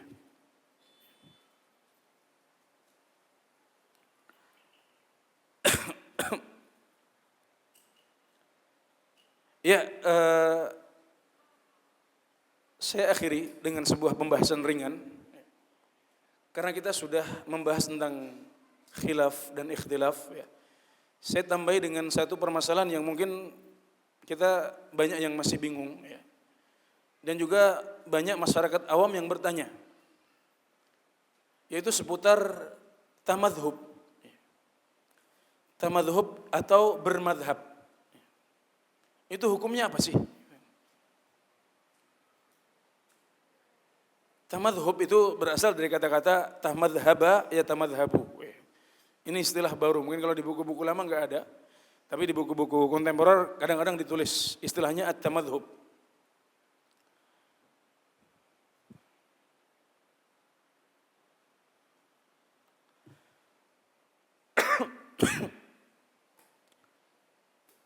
Kata tamadhub ini dipakai untuk dua pengertian. Pengertian yang pertama adalah menisbatkan diri kepada salah satu madhab di antara madhab-madhab ahlus sunnah wal jamaah, termasuk madhab zahiriyah. Menisbatkan diri kepada salah satu madhab ahlus sunnah, termasuk dalam hal ini madhab zahiriyah. Jadi mengatakan, saya adalah pengikut madhab Syafi'i. Saya adalah pengikut madhab Hambali misalnya. Atau saya mengatakan, saya pengikut madhab Zahiri. Zahiri itu pengikutnya Dawud al-Zahiri namanya. Ini salah satu madhab Ahlus Sunnah. Karena madhab dalam Ahlus Sunnah tidak terbatas pada madhab yang 4 yang kita kenal selama ini. Di sana ada banyak madhab yang lain. Yang 4 itu yang terkenal. Dan saat masanya para imam itu ada ulama-ulama yang lain yang barangkali lebih pintar dari mereka. Tapi mereka tidak terkenal.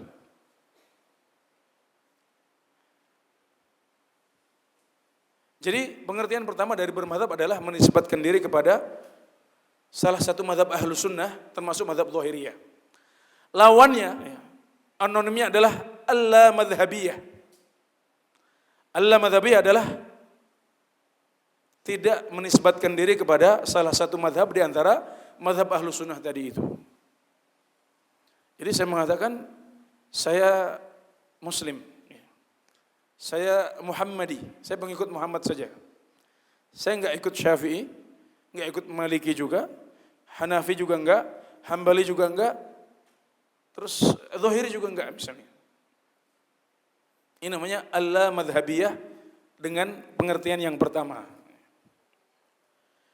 Pengertian tamadhub atau bermadhab yang kedua adalah mengikuti pendapat salah satu madhab, ya, di mana kita tidak pernah keluar dari pendapat madhab tersebut.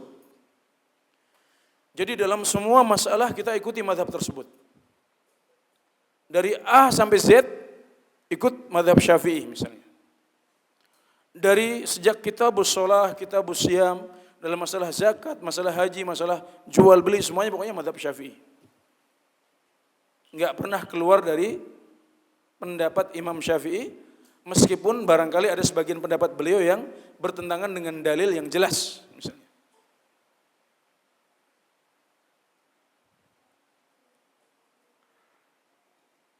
Pengertian yang kedua ini lawannya, anonimnya adalah tidak fanatik kepada salah satu ulama atau salah satu imam atau salah satu mazhab tertentu. Tapi kita mengikuti pendapat yang rajih, yang kuat, yang didukung oleh dalil. Jadi tidak fanatik. Kalau memang dalam masalah A, Imam Syafi'i yang kuat, ya sudah saya ikut Syafi'i. Tapi saat di masalah B yang kuat adalah pendapat Imam Malik, saya ikut Imam Malik. Ini juga disebut sebagai al-madhabiyah dengan pengertian yang kedua. Ini kadang-kadang diistilahkan di sebagian orang, di sebagian kalangan disebut sebagai talfiq. Ya.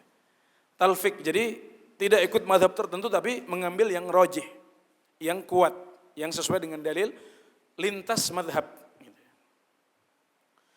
Sekarang kalau sudah tahu hakikat bermadhab itu apa, dipakai istilahnya dipakai oleh para ulama untuk pengertian apa saja. Sekarang kita bertanya, apa hukumnya bermadhab? Apa hukumnya tamadhub? Sebagian ulama mengatakan tamadhub itu hukumnya enggak boleh. Karena para sahabat enggak pernah seperti itu. Abu Bakar, Umar enggak ada yang ikut mazhab Syafi'i, enggak ada yang ikut Hambali dan lain sebagainya. Yang wajib adalah mengikuti dalil.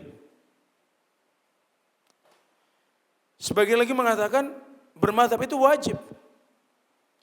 Kenapa? Karena sejak zaman para imam itu kita tidak mengenal ada seorang pun ulama ahlus sunnah kecuali mereka menisbatkan diri mereka kepada salah satu mazhab-mazhab yang terkenal ini.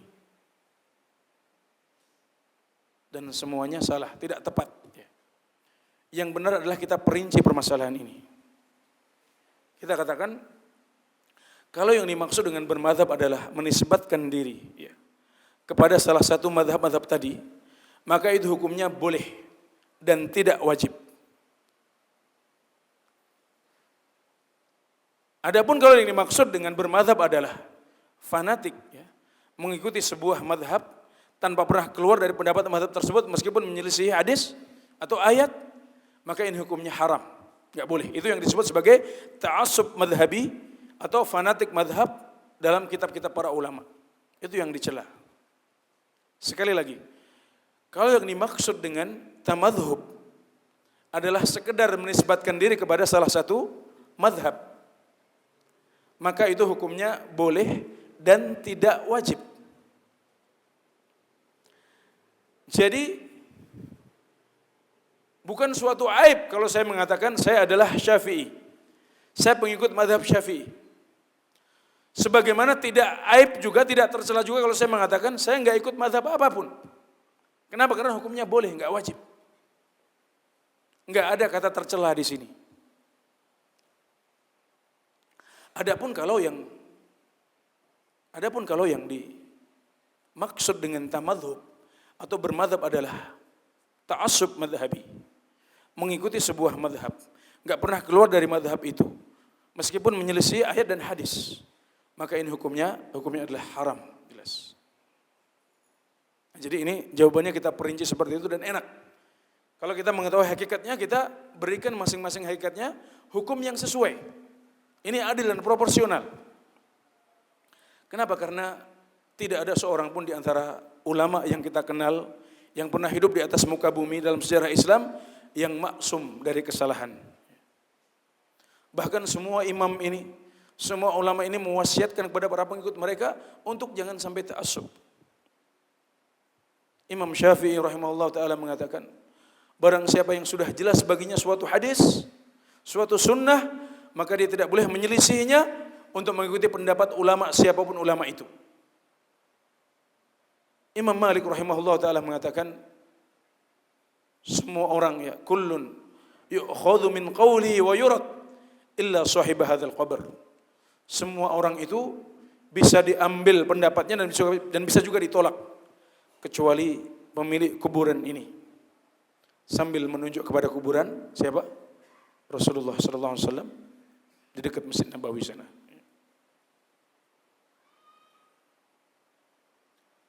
Syekhul Islam Ibnu Taimiyah rahimahullah taala menyebutkan suatu kaidah penting dalam bab ini. Beliau mengatakan pendapat dalam madhab itu ada 3 tingkatan. Jadi kalau kita masuk ke sebuah buku tentang madhab ya, buku dalam fikih Syafi'i atau fikih Hambali atau yang lain, ya, kita akan dapatkan di sana pendapat para ulama dengan 3 kategori atau 3 tingkatan. Yang pertama adalah pendapat yang jelas-jelas didukung oleh dalil. Yang kedua adalah pendapat-pendapat yang jelas bertentangan dengan dalil. Yang ketiga adalah pendapat-pendapat yang tidak ada dalil di situ. Masalahnya ijtihadiyah, enggak ada dalilnya. Maka kata Ibnu Taimiyah, adapun yang pertama yang jelas didukung oleh dalil, ikuti itu, jangan tinggalkan. Yang jelas-jelas bertentangan dengan dalil, tinggalkan, jangan pernah diambil. Adapun yang tidak ada dalil di situ, ya, ada masalah-masalah yang ijtihadiyah, Pak. Enggak ada dalilnya.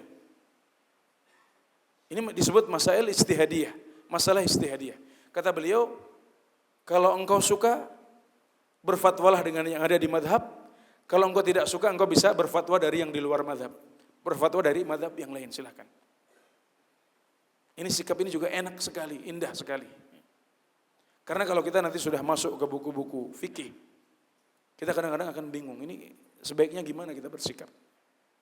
Nah kalau kita pakai kaidah ini kita akan enak. Yang didukung dalilnya jelas, ini yang kita ambil, kita ikuti. Oh ini ada pendapat dari Malik, tapi berselisih dengan hadis. Oh jelas, tinggalkan, ambil hadisnya. Masalah yang ketiga, oh ini cuma kias-kias aja nih, nggak ada dalilnya ini.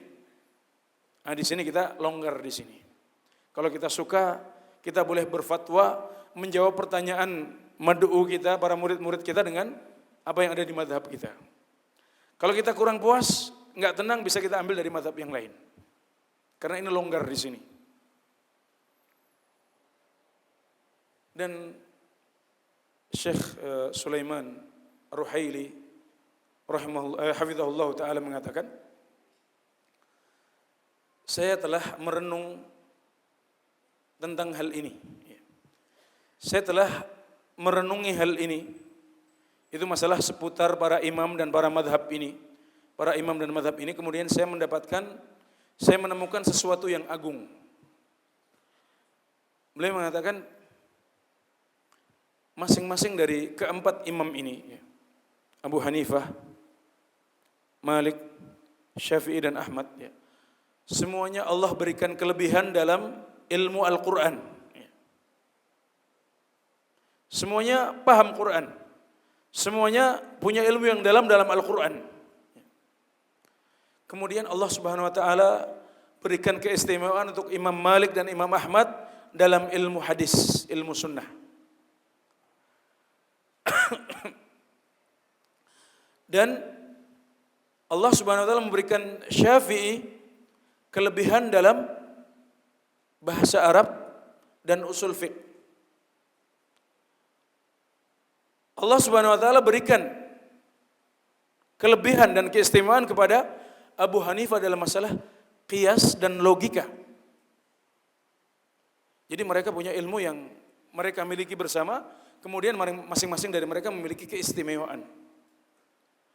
Maka barang siapa yang menghormati mereka, barang siapa yang mencintai mereka semuanya, menghormati mereka semuanya, mengakui jasa mereka kepada Islam dan ilmu agama Islam, kemudian mengambil yang rajih, mengambil yang kuat dari pendapat mereka yang didukung oleh dalil kitab dan sunnah, maka Allah kumpulkan untuk orang ini yang mencintai kemudian memilih yang rajih di antara pendapat mereka ini, Allah kumpulkan baginya kelebihan-kelebihan yang terpisah pada para imam itu. Inilah manhaj Ahlus Sunnah ya, dalam menyikapi perbedaan pendapat di antara para ulama ya. Dan di akhir majelis kita berdoa semoga Allah Subhanahu wa taala memberikan kepada kita taufik kepada ilmu yang bermanfaat dan amal yang soleh, kepada hikmah dalam dakwah ya. Semoga kita bisa mengamalkan apa yang sudah kita dengarkan ya. Dan semoga Allah Subhanahu wa taala membimbing kita semuanya kepada apa yang Dia cinta dan ridhai. Demikian wallahu taala a'lam. Wassallallahu ala nabiyina Muhammad wa ala alihi wa sahbihi wasallam.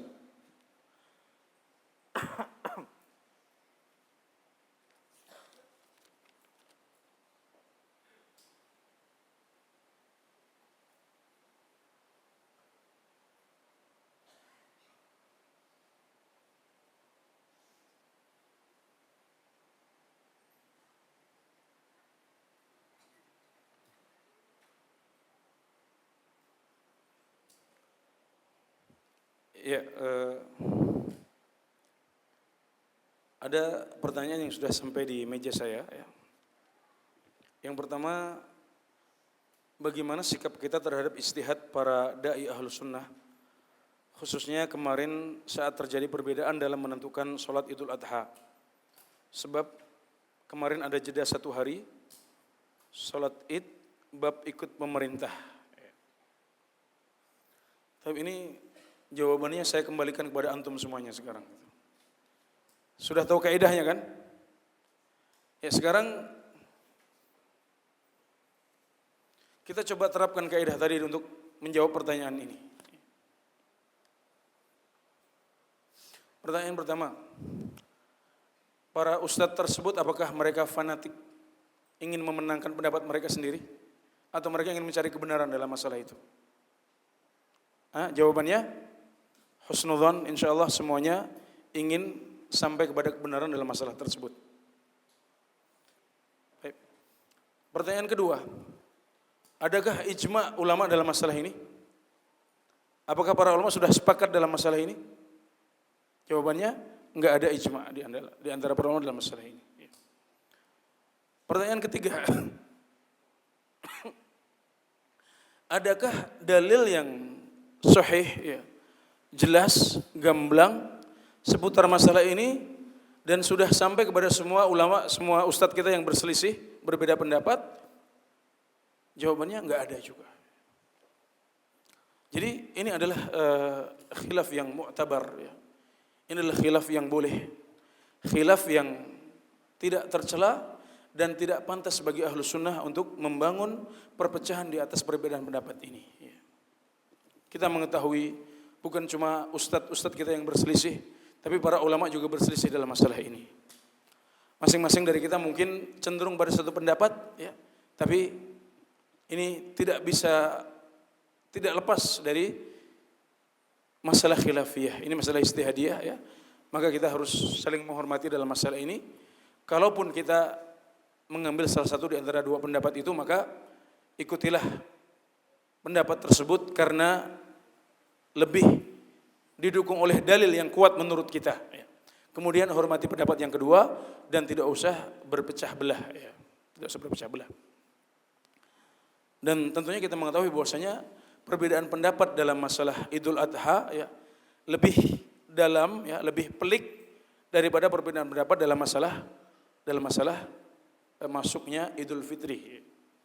Kalau dalam masalah Idul Fitri, saya bisa katakan tadi bahwasanya untuk menentukan masuknya bulan Dzulhijjah maksudnya bulan Syawal, itu para ulama terdahulu sudah menukil ijma dalam masalah itu. Jadi perselisihan dalam masalah itu bisa kita katakan merupakan perselisihan yang tidak mu'tabar.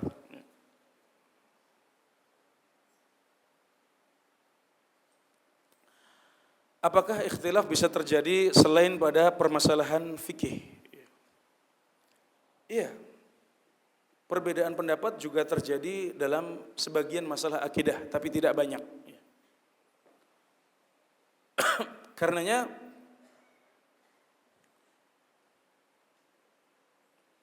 kalau ada sebagian saudara kita ya, yang menyelisih kita dalam masalah-masalah akidah,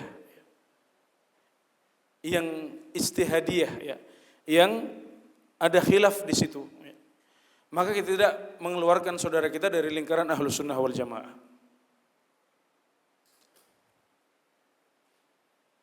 Misalnya perbedaan pendapat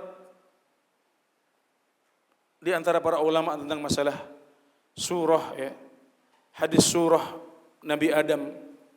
Aku telah menciptakan Adam sesuai dengan gambarku atau surahku. Ada sebagian yang mengatakan maksudnya adalah surah Nabi Adam. Ada yang mengatakan surah Allah Subhanahu wa taala. Ini khilaf dalam masalah akidah. Tapi itu masalah khilafiyah. Yang menyelisih kita dalam masalah ini, kita enggak keluarkan dari lingkaran Ahlus Sunnah wal Jamaah. Jadi yang dimaksud dengan usul Ahlus Sunnah itu bukan semua masalah akidah. Tapi masalah-masalah akidah yang disepakati oleh para ulama. Ini yang tidak boleh diselisihi. Yang barang siapa menyelisihinya maka dia keluar dari Ahlus Sunnah wal Jamaah. Itu yang disebut sebagai usulu ahli sunnah, pokok-pokok ajaran Ahlus Sunnah wal Jamaah. Ada sebagian masalah akidah yang diperselisihkan, maka kita tidak bersikap terlalu keras dalam masalah tersebut. Ya.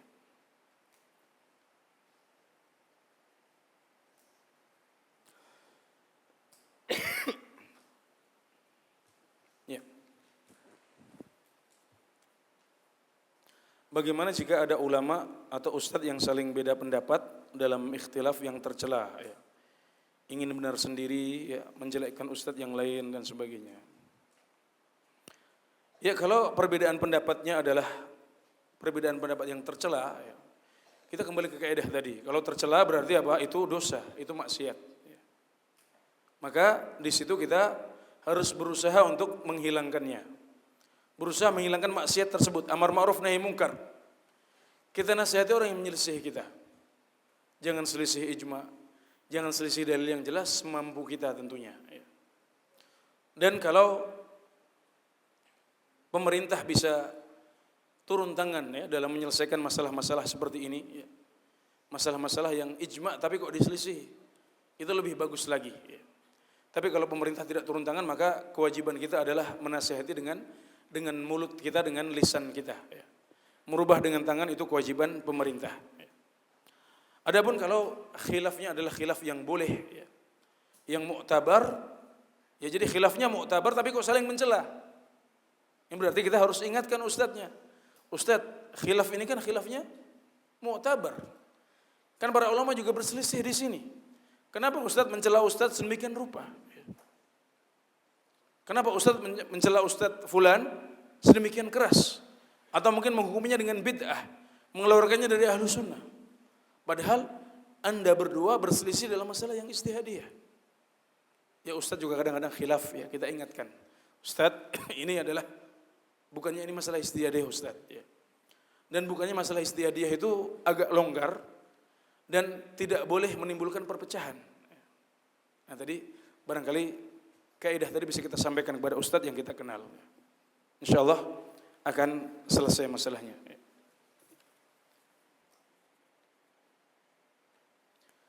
Ya, bagaimana kita menyikapi tentang sebagian dai yang membolehkan ikut pemilu? Ya, ini juga sebenarnya gampang aja kan kalau sudah tahu kaidahnya kan. Kembali ke tadi, insyaallah setelah ini semuanya bisa menjawab insyaallah kalau ada muncul-muncul pertanyaan seperti ini. Tapi saya sekali lagi akan melatih saya di sini. Saya latih lagi ya biar lebih matang nanti. Baik, ada ijma' dalam masalah ini? Hah? Enggak ada ijma'. Ya. Ustadz kita ingin mau menang sendiri atau ingin mencari kebenaran dalam masalah ini? Insya Allah semuanya ingin mencari kebenaran. Ada dalil yang jelas gamblang dalam masalah ini? Enggak ada kan gitu. Maka ini masalah khilafiyah juga. Ada sebagian besar ulama senior yang mengatakan boleh ya. Dengan batas-batas tertentu ya.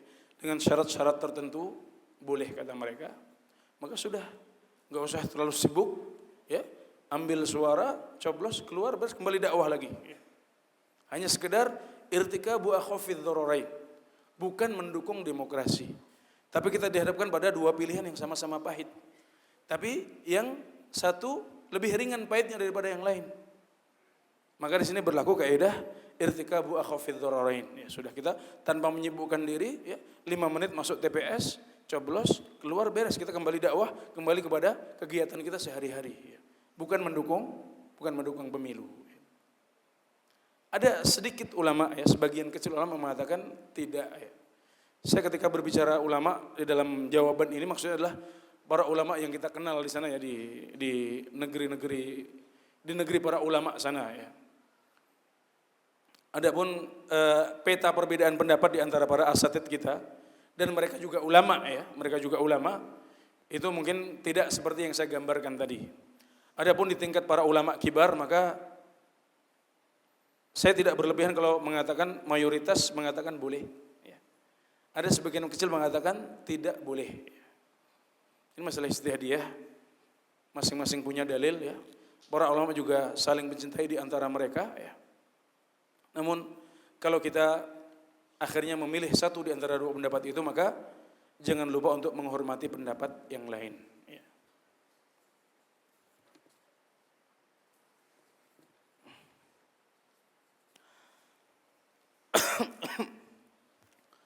Apa perbedaan yang mendasar antara salafiyun dengan sururiyun? Dan bagaimana kita menyikapinya? Ya. Syukran, ya. Jazakallahu khairan. Istilah sururi itu bukan fata morgana, ya. Itu ada di kitab para ulama, ya. Kelompok itu ada dan mereka adalah orang-orang yang di antara ciri mereka, ya, mereka tidak meyakini pemerintah yang memimpin mereka sebagai imam mereka. Mereka tidak meyakini kewajiban taat kepada pemimpin-pemimpin ini. Mereka meyakini boleh suatu saat untuk keluar dari kepemimpinan mereka, mengkudeta mereka, meskipun mereka masih muslim. Kemudian mereka juga mencela para ulama, mengatakan para ulama tidak paham dengan fakta. Para ulama itu adalah pahamnya hanya haid dan nifas saja, tidak paham politik, tidak paham fatwa. Itu diantara beberapa sifat mereka. Dan dulu sebagian kita kesulitan untuk membedakan, karena kadang-kadang penampilannya sama. Tapi revolusi Arab yang belakangan, ya, membuka tabir itu. Karena ternyata ada di antara orang-orang yang kita sangka sebagai saudara kita, ya, penampilannya sama dengan penampilan kita. Terlihat padanya kecintaan pada sunnah secara zahir, ya. Tapi ternyata mereka tidak sabar dengan ujian kezaliman pemerintah, ya.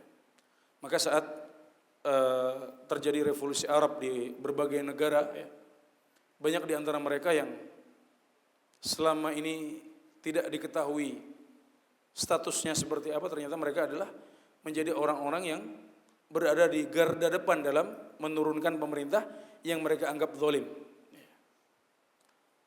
Jadi kelompok ini ada, ya. Kelompok ini ada, dan adapun siapa itu salafiyun, insyaallah yang hadir semuanya sudah paham, ya. Dan dengan menyebutkan siapa sururi, maka kita akan mengetahui siapa salafi, ya. Dan masalahnya adalah ketika sebagian orang salah vonis, ya. Jadi mereka menuduh orang-orang, ya, yang enggak sururi sebagai sururi, ya. Dan ini juga sering kita temui dalam lapangan, ya. Mereka itu antara dua hal, ya. Yang pertama, mereka tidak paham apa itu sururi. Yang kedua, mereka tidak mengetahui secara benar siapa orang yang mereka vonis ini. Jadi mereka tidak bisa lepas dari dua kondisi ini. Nah, maka untuk yang seperti itu kita ingatkan untuk takut kepada Allah Subhanahu wa taala, ya. Kita berselisih dengan mereka dalam masalah-masalah yang ijtihadiyah, ya. Tapi catatan kita untuk mereka adalah jatuh dalam perkara-perkara yang para ulama tidak berselisih. Gak ada seorang ulama pun yang berbeda pendapat tentang hukumnya menyakiti saudara sama muslim, menghukumi seorang muslim dengan sesuatu yang tidak dia kerjakan, mencela dia dengan sesuatu yang dia tidak pernah lakukan. Gak ada seorang ulama pun yang mengatakan itu boleh. Adapun masalah mengambil bantuan dari lembaga donatur, atau tentang jihad di tempat tertentu, maka kita semuanya mengetahui bahwasanya itu adalah masalah ijtihadiyah. Para ulama berbeda pendapat di sana dan tetap saling hormat di antara mereka.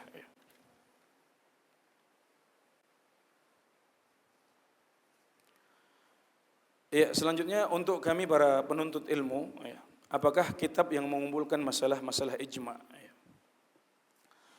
Ya, saya akan sebutkan beberapa contoh kitab yang menyebutkan masalah ijma secara khusus. Di antaranya adalah kitab Al-Ijma karya Ibnul Munzir.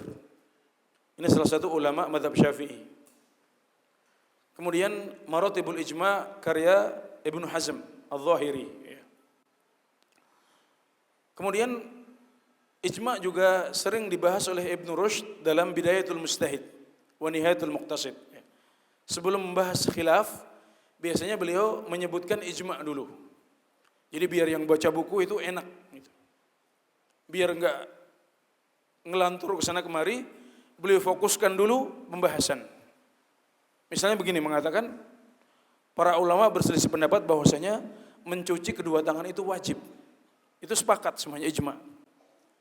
Tapi mereka berselisih apakah kedua siku ini masuk dalam anggota yang wajib dicuci apa tidak.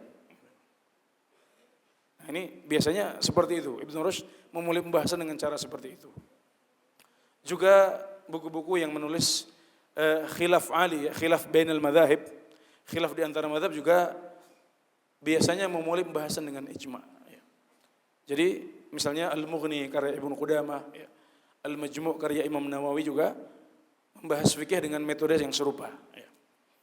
Dan para saudara saya, adik-adik saya, para penuntut ilmu, nasihat saya juga nanti usahakan buku-buku ijma ini kecil saja kok.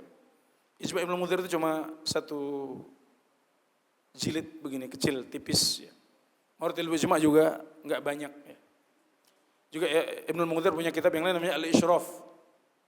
Nah itu semuanya bisa dimiliki ya sedikit demi sedikit insyaallah.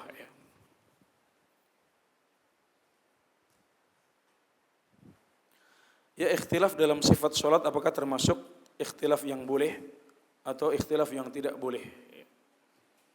Jelas ya, sebagian besar masalah-masalah dalam sholat, dalam toharoh, dalam ibadah ini adalah masalah-masalah khilafiyah. Kita sudah mengenal dari dulu para ulama berselisih pendapat di situ. Maka meskipun tidak semuanya masalah khilafiyah, tapi biasanya dan sebagian besar adalah masalah khilafiyah yang kita tidak perlu terlalu keras di situ.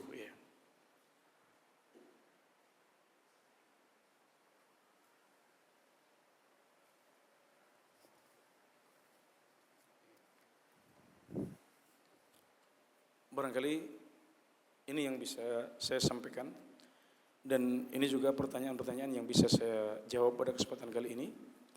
Masih ada beberapa pertanyaan yang tidak saya jawab karena beberapa hal di antara karena saya memang tidak bisa menjawabnya. Juga mungkin karena kondisi yang tidak sesuai untuk dibaca di sini. Ya demikian. Wallahu taala a'lam. Sallallahu Nabi Muhammad wa ala alihi wa sahbihi wasallam.